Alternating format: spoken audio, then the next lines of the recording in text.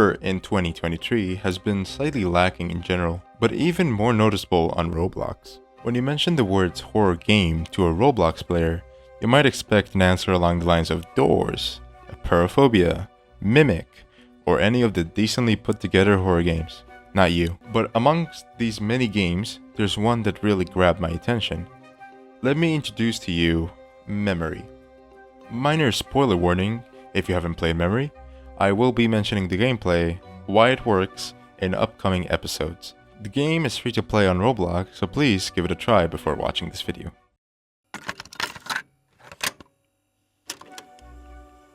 September 4th, 2022, a new game went public by the name of Memory.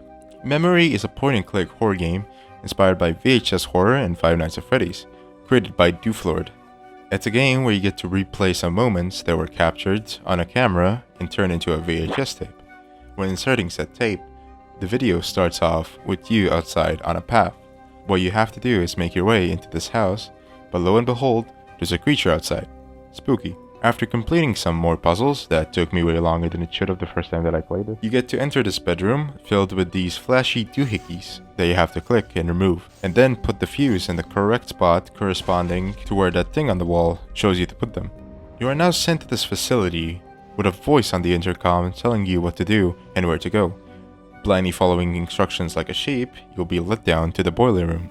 In here, you get to play a minigame, similar to the one in Sister Location, where you get to face off against Funtime Freddy. Except this one is easier and arguably more fun for that reason. Completing this minigame and making your way back, you're now forcefully sent to this room where your IQ gets challenged multiple times, and sometimes someone's stupidity starts to show. After finishing this eerie BuzzFeed quiz, you are asked to press the button again to finalize the experiment and start something called the reversal process. And then the tape stops, thus completing episode 1. There's also episode 1 Insanity, which is the same tape, but if I was on acid. Everything is obviously harder and you got to not look at the eyes, no matter what, or else they will get you. There's probably some other Easter eggs I'm missing, but oh my god, did I love it. I know that in its current state, this is more of a demo rather than a game, but this shows a lot of great potential, especially when it's being worked on by just one person. My favorite horror game ever is called Whiskers by Copperbolt, and the only horror game I've made thus far on Roblox is Baddies Room. Now looking at these side by side, you might realize why I really love Memory. It's not because of similar gameplay mechanics. Well, it is, but there's more to it. Let me explain.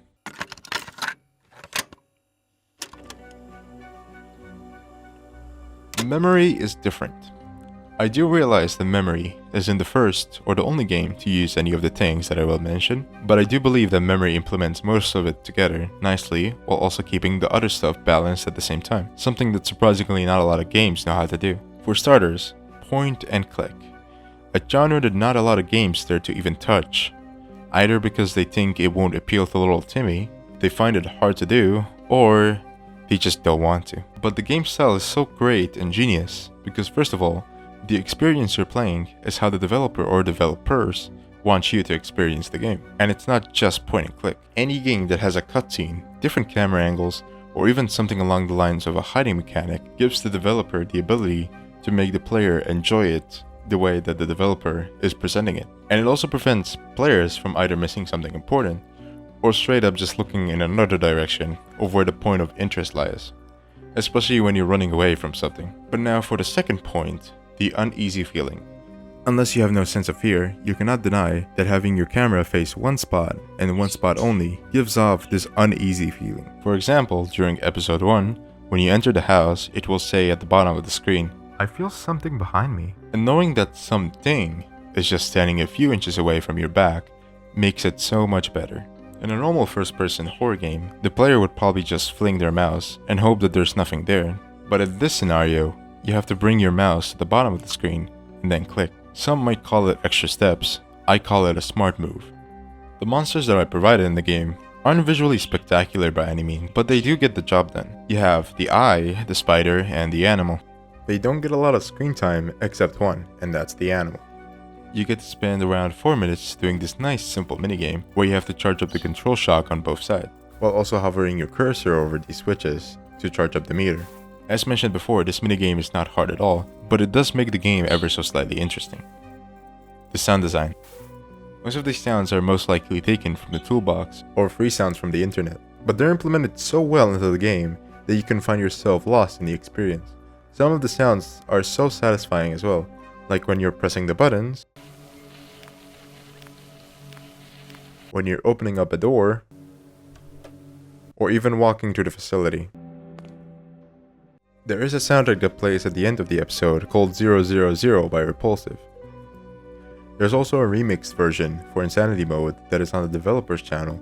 I'm not sure if they remixed it or not, but it's the best soundtrack so far that they have, the second being Angel's Lullaby.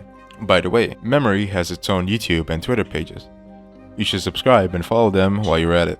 And last but not least, the lore and the story. Despite everything, the game does indeed have a story, if it wasn't obvious by the VHS tape. But the story is so all over the place that it doesn't make sense just by the information given by episode 1 alone. That is what I think makes it great.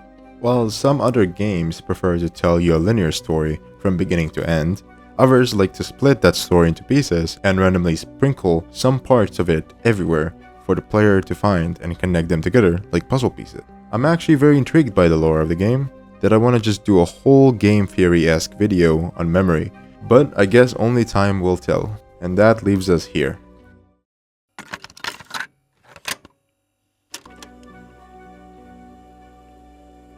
The future of the game is actually quite bright. They still have a chance to create what I can consider the best Roblox story horror experience. If you go to their Twitter page, you can see that they have a lot of teasers starting as early as September 10th, 2022, and as recent as April of 2023. In fact, there's even a 43-second clip of what could be expected from episode 2.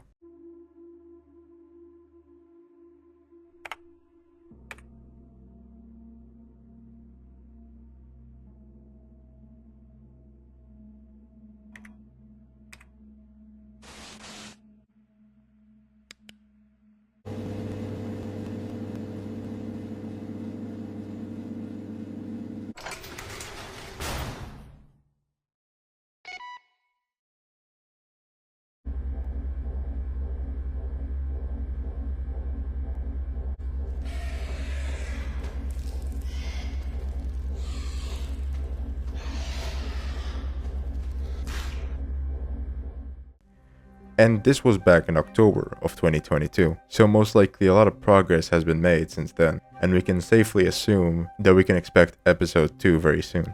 I can't wait to check it out, and I'll probably make a video playing it this time, but in the meanwhile, make sure to support this underrated game by either bringing it up to people's attentions, or even buying 1 or 2 of their game passes. I myself bought both of them. Alright, I bought the game passes. How do I... Oh. Coin Tapper was alright, but I did fall asleep during it.